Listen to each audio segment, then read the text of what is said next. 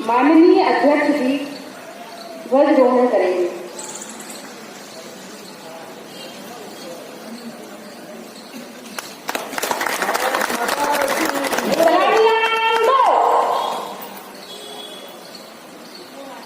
जैसे थे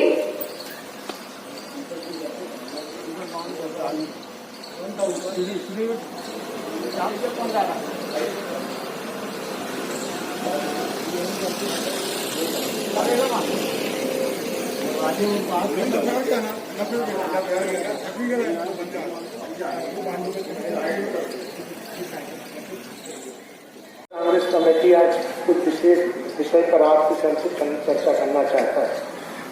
देश जब आज़ाद हुआ, संविधान का निर्माण हुआ और आज़ादी और संविधान में हमेशा हमें बचपन से ये बात बताई गई कि इस प्रजातांत्रिक देश को, विशाल देश को चलाने में 4 स्तंभ बहुत मजबूत होंगे।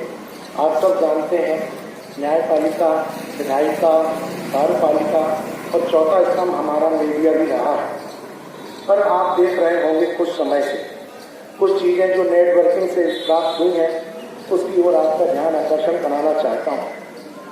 और ये बहुत समझने की जरूरत है, क्योंकि आज अभी देश में अगर आज कोई स्थिति बिगड़ रही है तो इस बात को कहने में आज आज़ादी के दिन जो आज हम आज़ादी का पर्व मना रहे हैं, ये इस पर चिंतन करने की आवश्यकता है।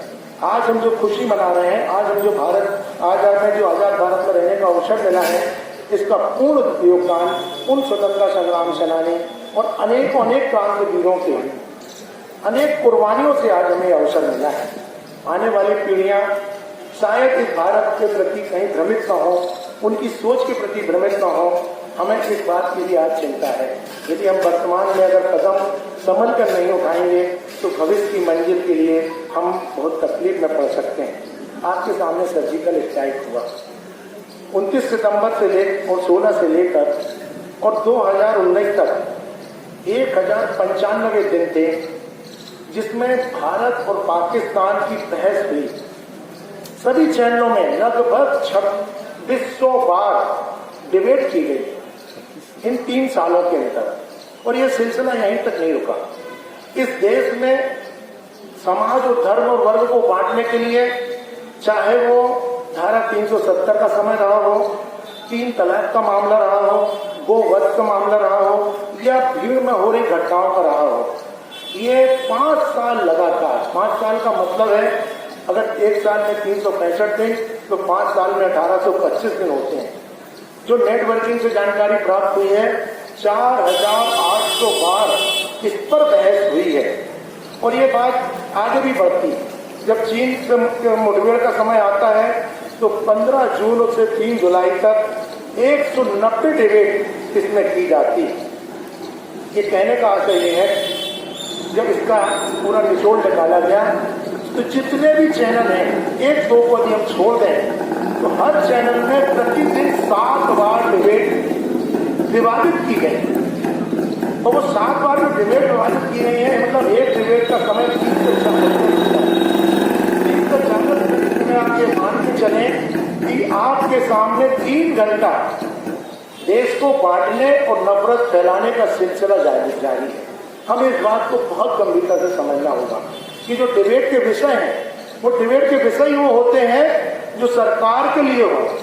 पहले कभी डिबेटें होती थी मुद्दों पर, समस्याओं पर, और सरकार को जगाने के लिए डिबेटें होती थी। और डिबेटों में भी जो रूप हो रहा है वो आप देख रहे हैं कि जिस चीजों को सुप्रीम कोर्ट ने लागू किया है कि पत्रकारिता के लिए बंदिश है कि आप किसी भी वर्ग का नाम, किसी भी घटना, ये सुप्रीम कोर्ट के आदेश है। पर डिबेट के मामले में इस सीमा को भी पार किया जा रहा है। तो कहीं की घटना को खुले रूप में अपने तरीके से पेश करके पूरे देश को जलाने के लिए भी ये काम किया जा रहा है। आप अंदाज करिए, जब 190 डिबेट चीन के मामले में होती हैं तो पूरी डिबेट में ये बात दर्शाई जाती है कि हमारे चीन को हमने भगा दिया, चीन सीमा हमारी सुरक्षित है। प्रधानमंत्री जी आते हैं, बोले हमारी 1 इंच भी जगह हमारी चीन ने नहीं ली है। परंतु आज ये प्रमाणित है कि चीन आपकी सीमाओं पर कब्जा करे हुए बैठा है। हमें इस बात को समझना पड़ेगा।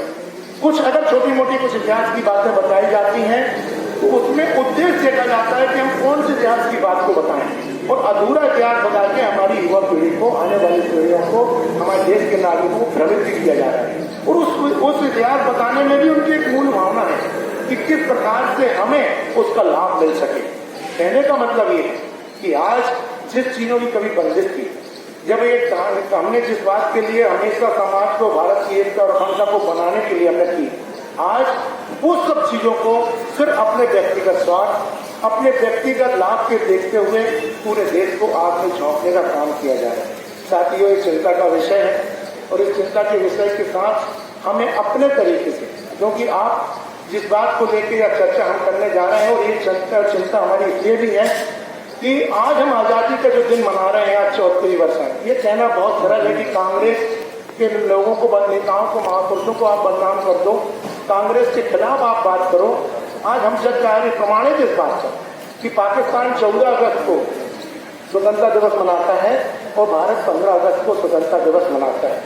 तो ये बात कहाँ तक जाएगी कि ये कहा जाए कि कांग्रेस ने देश को बर्बाद किया। अंग्रेजों के समान जमाने में जो बटी वो सभी, परंतु इतिहास को तोड़ मरोड़ के बताया जा रहा है, कांग्रेस को बदनाम किया जा रहा है। मुझे इस बात का गर्व है कि मैं कांग्रेस का एक सदस्य हूँ, छोटा सा सिपाही हूँ।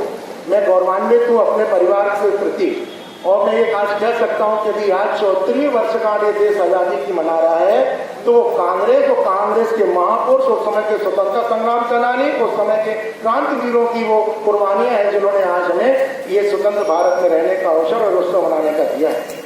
चिंतनीय विषय है, चिंता करने की आवश्यकता है। गांधी जी ने कभी 3 सिद्धांत हमें बताए थे: बुरा मत बोलना, बुरा मत देखना और बुरा मत सुनना। गांधी जी ने ये तो हमारे हाथ में था कि हम बुरा नहीं बोलेंगे। मुझे नहीं मालूम कि उस समय ये आधुनिक टेक्नोलॉजी थी या नहीं थी, नहीं आती है। गांधी जी कैसे इस बात को भविष्य दृष्टा थे, जो समझ गए थे कि एक अवसर ऐसा भी आएगा, बुरा बोला बन नहीं जाएगा, बुरा दिखाया भी जाएगा और बुरा सुनाया भी जाएगा। तो हमें आज गांधी जी के सिद्धांतों को पालन करना चाहिए। न हम बुरा बोलेंगे, न हम बुरा सुनेंगे और न हम बुरा देखेंगे। मैं इसी आशा और विश्वास के साथ पुनः आप सबको स्वतंत्रता दिवस की शुभकामनाएं बधाई देता हूँ।